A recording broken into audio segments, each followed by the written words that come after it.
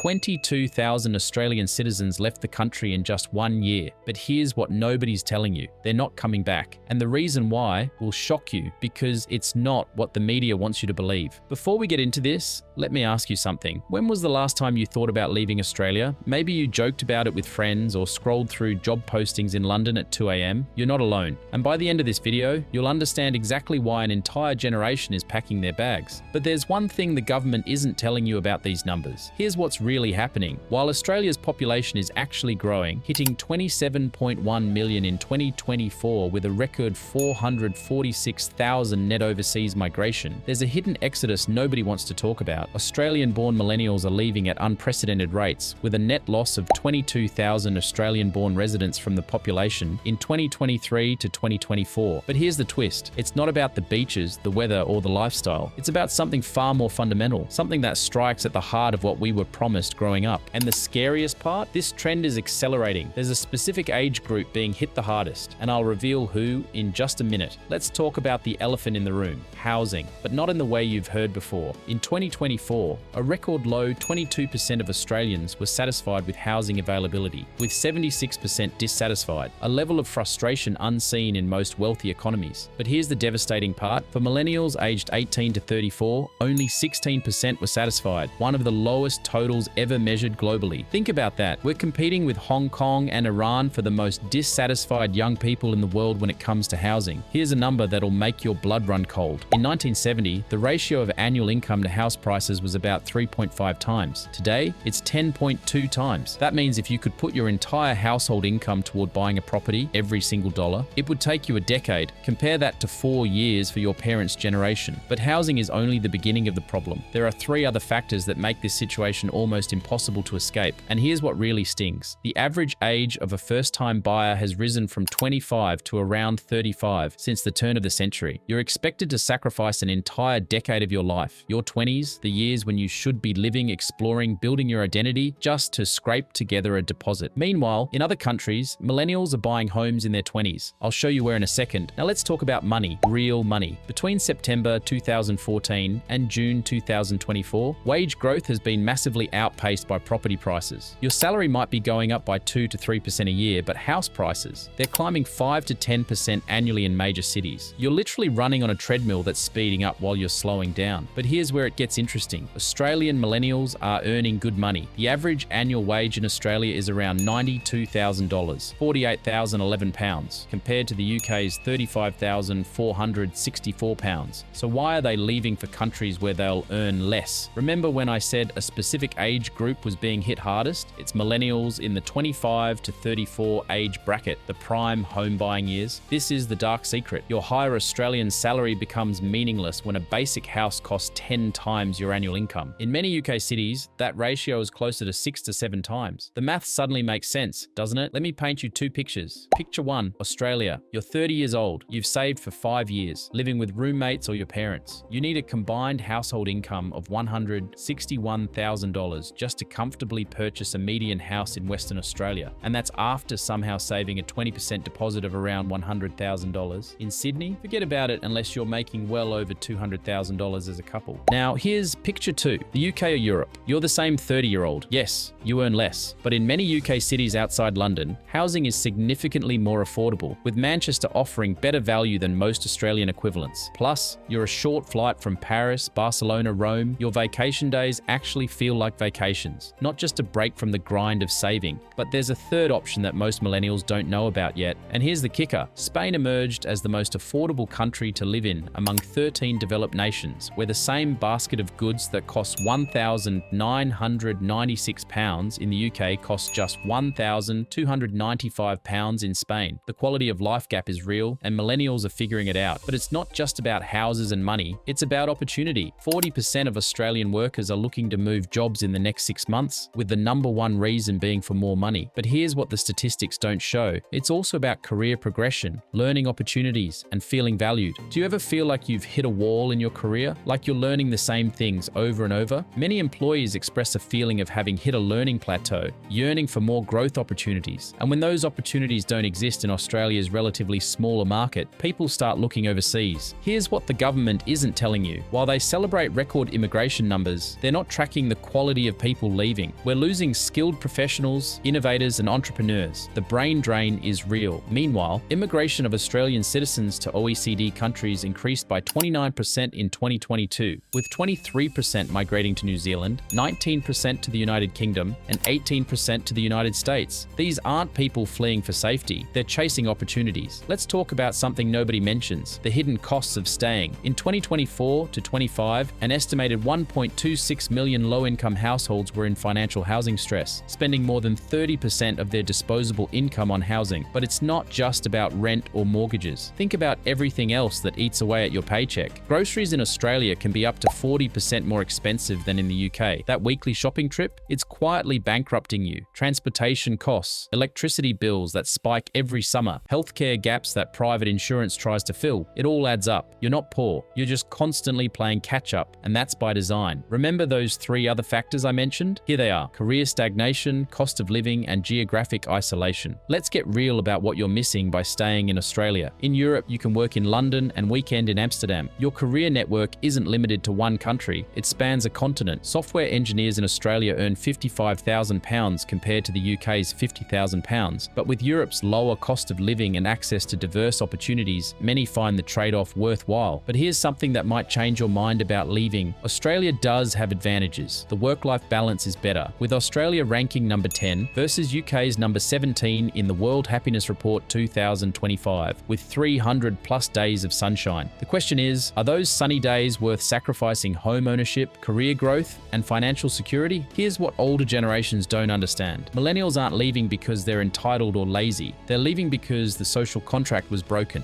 50% of millennials plan to leave their current jobs by 2025, primarily due to lack of work-life balance and limited career growth opportunities. But it goes deeper than that. We were told, get a degree, work hard, buy a house, retire comfortably. We did the first two. The last two? Impossible. And here's the thing that really hurts. We're not asking for luxury. We're asking for the same opportunities our parents had. The ability to own a home, raise a family, and not panic every time an unexpected bill arrives. That's not entitlement. That's basic human dignity. That third option I mentioned, some millennials aren't leaving cities or the country. They're leaving for regional Australia and finding something unexpected. Between 2016 to 2021, there was a net gain of more than 57,000 millennials moving to regional Australia, seeking reduced cost of living and more space. But even that comes with trade-offs: infrastructure strain, limited services, and career constraints. So what does this mean for Australia's future? The government talks about record migration numbers, but they're replacing skilled Australian millennials with temporary workers and students. Nothing against immigrants, but when your best and brightest are leaving, that's not growth, that's replacement. And the worst part? It's about to get worse. The National Housing Supply and Affordability Council forecasts 938,000 new dwellings will be built over 5 years ending June 2029, a shortfall of 262,000 dwellings relative to the 1.2 million target. Supply isn't catching up, it's falling further behind. By the time the government fixes this, if they ever do, an entire generation will have made their choice, and they're choosing to leave. So here's my question for you. Are you staying or leaving? Because here's the reality. This isn't about loyalty to a flag or missing your family. This is about survival, opportunity, and building the life you were promised. And if Australia can't provide that anymore, can anyone really blame millennials for looking elsewhere? Drop a comment below. Are you staying and fighting for change? Or are you already planning your exit? Let's talk about it. And if this video opened your eyes to something you hadn't considered, hit that subscribe button.